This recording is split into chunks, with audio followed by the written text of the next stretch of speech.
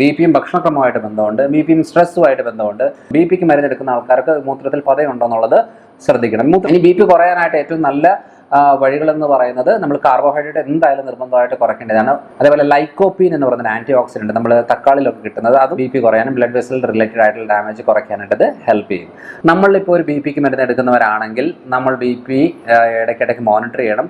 നമ്മൾ പഴയ രീതിയിൽ ഒരു 10 കൊല്ലം മുമ്പ് എടുത്ത ഗുളിക തന്നെയാണ് ഇപ്പോഴും എടുത്തുകൊണ്ടിരിക്കുന്നതെങ്കിൽ നമ്മൾ ശ്രദ്ധിക്കണം, ആ ബി പിയുടെ ഗുളിക ആ കറക്റ്റ് ഡോസിലാണോ പൊക്കോണ്ടിരിക്കുന്നതെന്ന് അറിയണേ.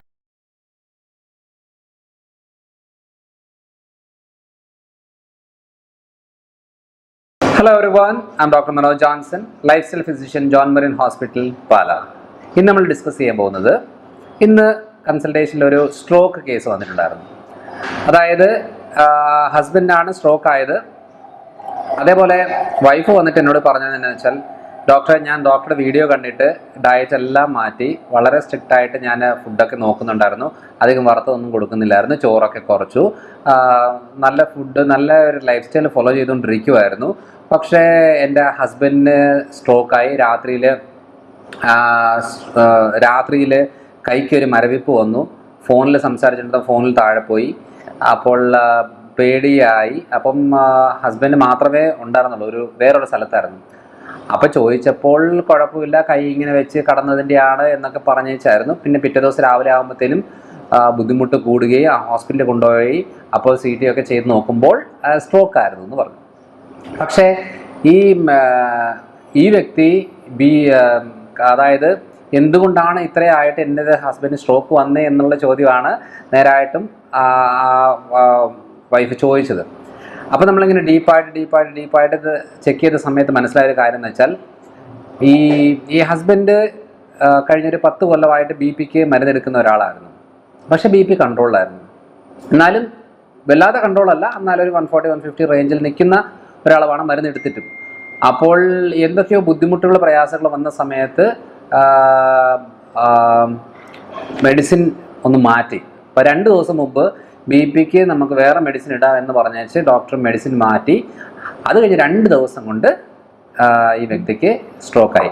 ബി പി കൂടിയിട്ട് സ്ട്രോക്ക് ആയതാണ്. അപ്പോൾ നമ്മൾ എത്ര ഡയറ്റ് ഫോക്കസ് ചെയ്താലും, എത്ര ഭക്ഷണക്രമങ്ങൾ നിയന്ത്രിച്ചാലും, നല്ലൊരു ലൈഫ് സ്റ്റൈൽ ലീഡ് ചെയ്തു എന്ന് പറഞ്ഞാലും, ഈ ഒരു കാര്യത്തിൽ നമ്മൾ ആ മെഡിസിൻ മാറ്റിക്കഴിഞ്ഞിട്ട് നമ്മളത് പ്രോപ്പറായിട്ട് അനലൈസ് ചെയ്തിട്ടില്ല, പ്രോപ്പറായിട്ട് ചെക്ക് ചെയ്ത് നോക്കിയിട്ടില്ല. അപ്പോൾ അതിൻ്റെ ഭാഗമായിട്ട് എന്തായി, അവിടെ ബ്ലഡ് വെസൽസ് റപ്ചറായിട്ട് ബ്ലഡ് ലീക്കായി. നമ്മുടെ ബോഡിയുടെ ഒരു മെക്കാനിസം അനുസരിച്ച് അത് ബ്ലഡ് ക്ലോട്ട് ആവേണ്ടതാണ്. പക്ഷേ എക്കോസ്പ്രിൻ എടുത്തുകൊണ്ടിരിക്കുന്ന ഒരാളായതുകൊണ്ട് ബ്ലഡ് ക്ലോട്ട് ആയില്ല. അപ്പം ഒത്തിരി ബ്ലഡ് ലീക്കായി ഫുൾ ബ്രെയിൻ ഏരിയയിലേക്ക് അത് സ്പ്രെഡായി.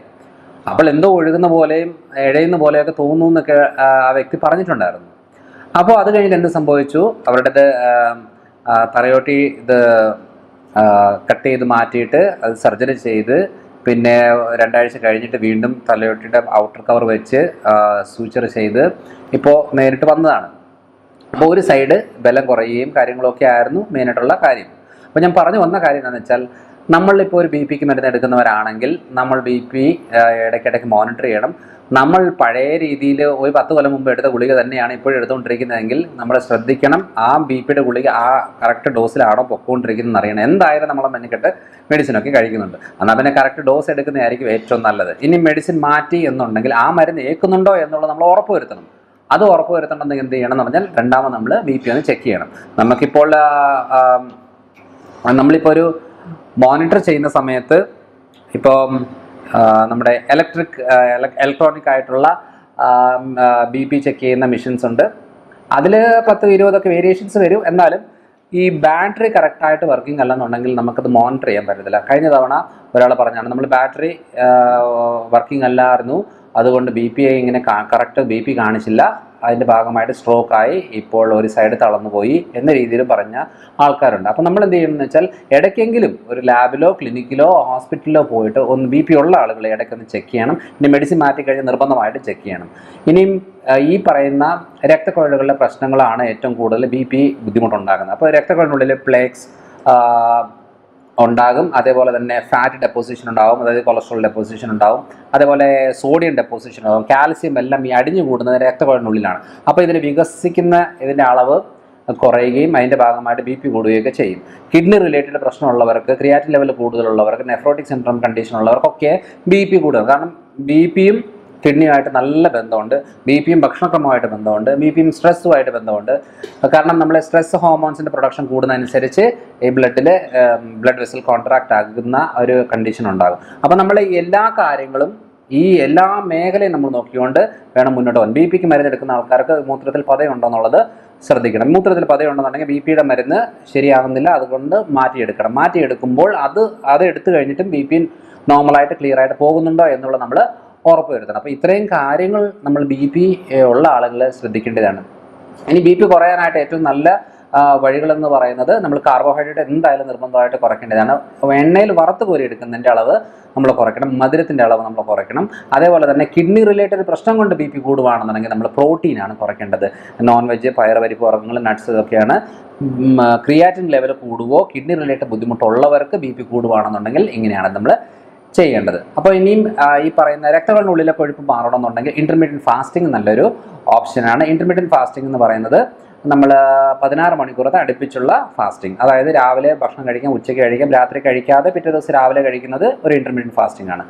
അപ്പോൾ രണ്ടാമത്തെ ഓപ്ഷൻ എന്ന് പറയുന്നത് രാവിലെ 8 മണി, ഉച്ചയ്ക്ക് ഒരു 12-12:30, വൈകുന്നേരം 4 മണി, പിറ്റേ ദിവസം 8 മണിയാണെങ്കിൽ അതും ഇൻ്റർമീഡിയറ്റ് ഫാസ്റ്റിംഗ് ആണ്. അപ്പോൾ ഇതെല്ലാം ബ്ലഡ് വെസൽസിൻ്റെ ഡാമേജ് ക്ലിയർ ആക്കാനായിട്ട് ഹെൽപ്പ് ചെയ്യും. അതേപോലെ omega-3 1000 mg ഡോസേജിൽ എടുക്കുന്നത് വളരെ നല്ലതാണ്. 1-2 ആയിട്ട് എടുക്കാം. വിറ്റമിൻ ഇ എടുക്കാം, വിറ്റമിൻ ഡി എടുക്കാം. അപ്പം ഫ്ലാക്സീഡ് ആയിട്ട് എടുത്ത് നമ്മുടെ തോരനിലോ കാച്ചിമോരിലോ ഒക്കെ ഇട്ട് അങ്ങനെ കഴിക്കാം. അതേപോലെ ഫിഷ് ഓയിൽ നല്ലൊരു ഓപ്ഷനാണ്. ഫിഷ് കഴിക്കുന്നത് നല്ലൊരു ഓപ്ഷനാണ്. കൂടുതൽ ഡീപ്പായിട്ട് ഫ്രൈ ചെയ്യാത്ത ഫിഷ് ആയിരിക്കും കുറച്ചുകൂടെ നല്ലത്, omega-3 അളവ് കൂടുതലായിട്ട് കിട്ടാൻ വേണ്ടിയിട്ട്. അപ്പോൾ കാർബോഹൈഡ്രേറ്റ് കുറവുള്ള ഡയറ്റും അതേപോലെ തന്നെ അധികം വെജിറ്റബിൾസും ഫ്രൂട്ട്സും വെജിറ്റബിൾസും എടുത്തുകൊണ്ട് നമുക്ക് ഇൻ്റർമീഡിയറ്റ് ഫാസ്റ്റിംഗ് ഫോക്കസ് ചെയ്ത് ഇതേപോലത്തെ സപ്ലിമെൻറ്റ്സ് ഫോക്കസ് ചെയ്യുകയാണെന്നുണ്ടെങ്കിൽ നമുക്ക് ബ്ലഡ് വെസൽസ് റിലേറ്റഡ് ആയിട്ടുള്ള ബുദ്ധിമുട്ടുകൾ നമുക്ക് കുറച്ചെടുക്കാൻ പറ്റും. അതേപോലെ ലൈക്കോപ്പീൻ എന്ന് പറയുന്ന ആൻറ്റി ഓക്സിഡൻറ്റ് നമ്മൾ തക്കാളിയിലൊക്കെ കിട്ടുന്നത്, അതും നമുക്ക് സപ്ലിമെൻ്റ് ആയിട്ട് കിട്ടും. ലൈക്കോപ്പീൻ നല്ലൊരു ഓപ്ഷനാണ്. ബി പി കുറയാനും ബ്ലഡ് വെസൽ റിലേറ്റഡ് ആയിട്ടുള്ള ഡാമേജ് കുറയ്ക്കാനായിട്ട് ഹെൽപ്പ് ചെയ്യും. അപ്പം ബി പി ഉള്ള ആളുകൾ ശ്രദ്ധിക്കണം. ബി പി കൂടാതെ നമുക്ക് നോക്കാൻ പറ്റും, കുറയ്ക്കാനും പറ്റും. ബ്ലഡ് വെസൽസിൻ്റെ ഡാമേജ് നമുക്ക് ക്ലിയർ ആക്കാനും സാധിക്കുന്നതാണ്. ജനറ്റിക് ആയിട്ടുള്ള ഫാക്ടർ മാത്രമേ നമുക്ക് ബുദ്ധിമുട്ടുള്ളൂ. ബാക്കി എല്ലാ കാര്യങ്ങളും നമുക്ക് നമ്മുടെ ലൈഫ് സ്റ്റൈൽ മോഡിഫിക്കേഷനും ഫുഡ് ഹാബിറ്റ്സിലും പ്രോപ്പറായിട്ടുള്ള മെഡിക്കേഷനിലൂടെ നമുക്കിത് ക്ലിയർ ആക്കാൻ സാധിക്കുന്നുണ്ട്. അപ്പോൾ അടുത്തൊരു വീഡിയോ ആയിട്ട് വരാം.